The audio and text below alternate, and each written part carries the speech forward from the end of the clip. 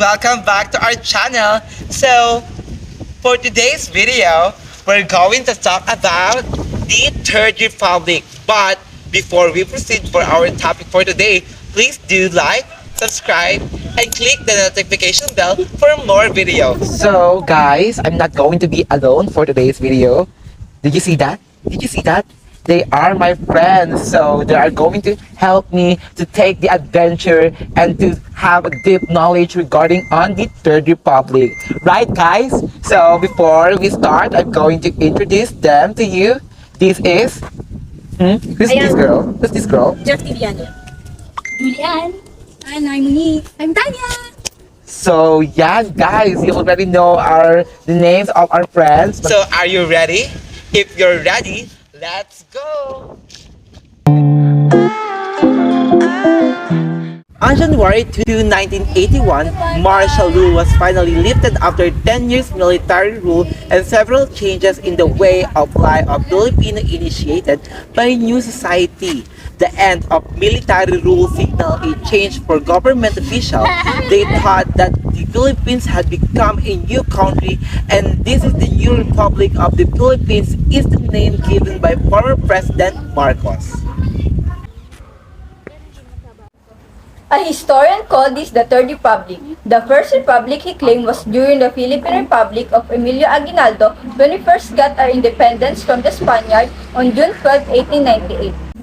The second was when the American granted us our independence on July 4, 1946. This period, January 2, 1981, was the Third Republic when we were freed from the military rule.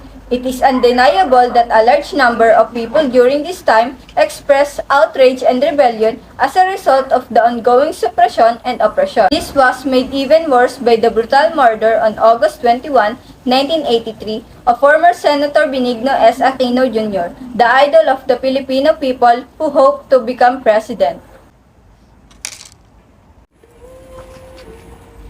Our literature was influenced by this period of our nation.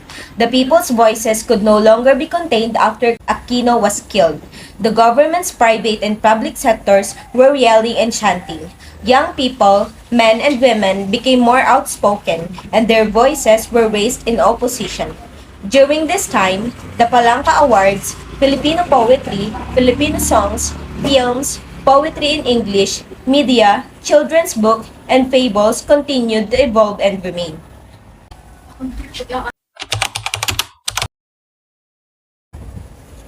The Palanca Awards. The Don Carlos Palanca Memorial Awards for Literature, established in 1950, continue its tradition of honoring the best in poetry, short story, essay, and one-act and three-act plays. The Palanca Awards began selecting the best novels in 1984.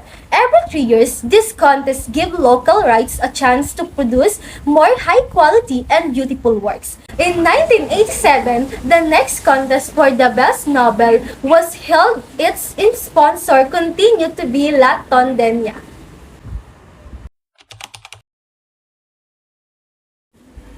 Filipino poetry. The Third Republic's poetry at this time was romantic and revolutionary.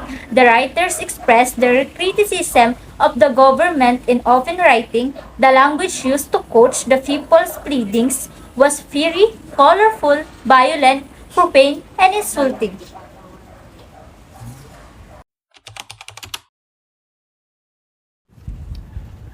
Filipino songs.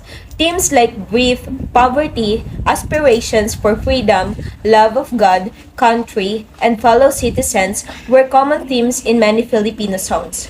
Songs were written by a lot of composers in the wake of Ninoy Aquino's perilous assassination. Corita, Eric, and Freddy Aguilar were among them. Laban ng Bayan Ko, a song co-written by Corita and Eric, was first performed by Corita in March 1985 at the National Unification Conference of the Opposition. This was also sung during the presidential campaign movement in February 1986 to motivate people to fight against Marcos. The song Bayan Ko, which was written by Jose Corazon de Jesus and Cide Guzman during the American era, was brought back to life by Freddy Aguilar.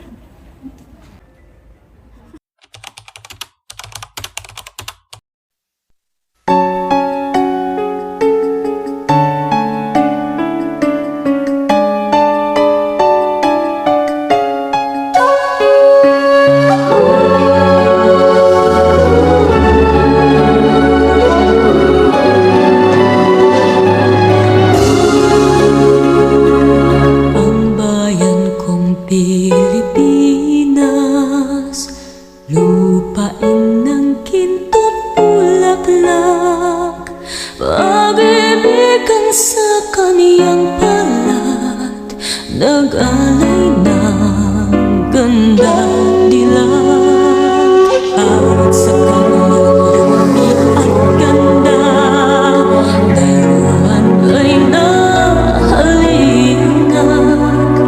Bayan ko, inihang ka, nasadlak sa pusa. Ibon bang may layang lumipad, kulungin mo at umiiyak. Bayan pa kayang sakdal dilayang, ang di magnasang makaalpas. Pilipinas kong minumutya, pugad ng luha ko't dalita.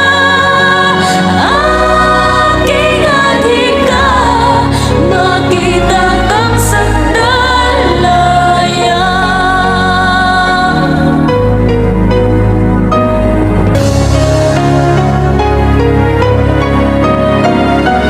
Ibon mang may layang lumipad, kulungin mo at umiiyak. Bayang pa kayang sakdal dilayang, ang di magnasang makaalpas.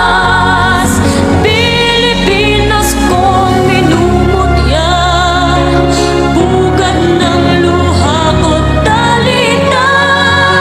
Aking adhika, makita kang sandal, makita kang malaya.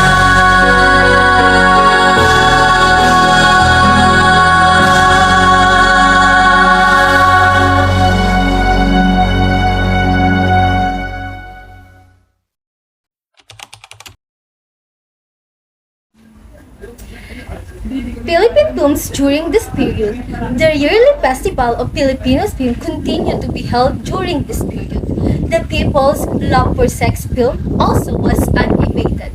Many producers took advantage of this at the expense of public moral good. Poetry in English during the Third Republic. Most especially during the wake of the tragic Benigno Aquino J. Jr. incident, people reacted with shocks, appalled by the suddenness and the unexpectedness of the event.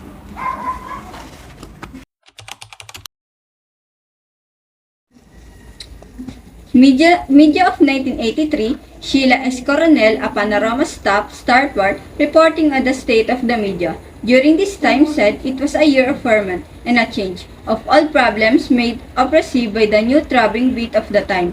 For journalists, it was a year loaded with the libel charges, lawsuits, and the seditious trials with the gallantry bores a harassment suits.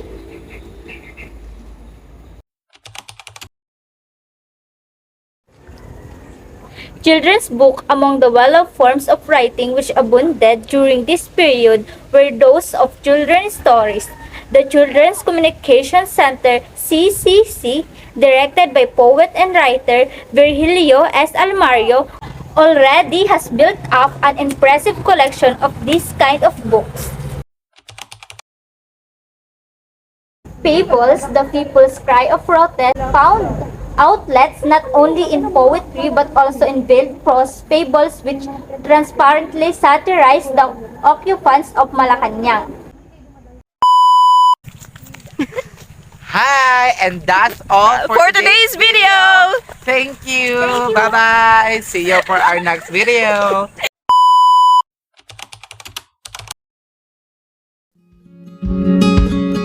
Have you ever liked someone so much that when you two did not end up together, you found yourself stuck thinking about what could have been? Well, some people might share the same experience. This question has been boggling inside Alfredo's head for years. Who is he? Let's discuss Dead Stars by Paz Marquez Benitez.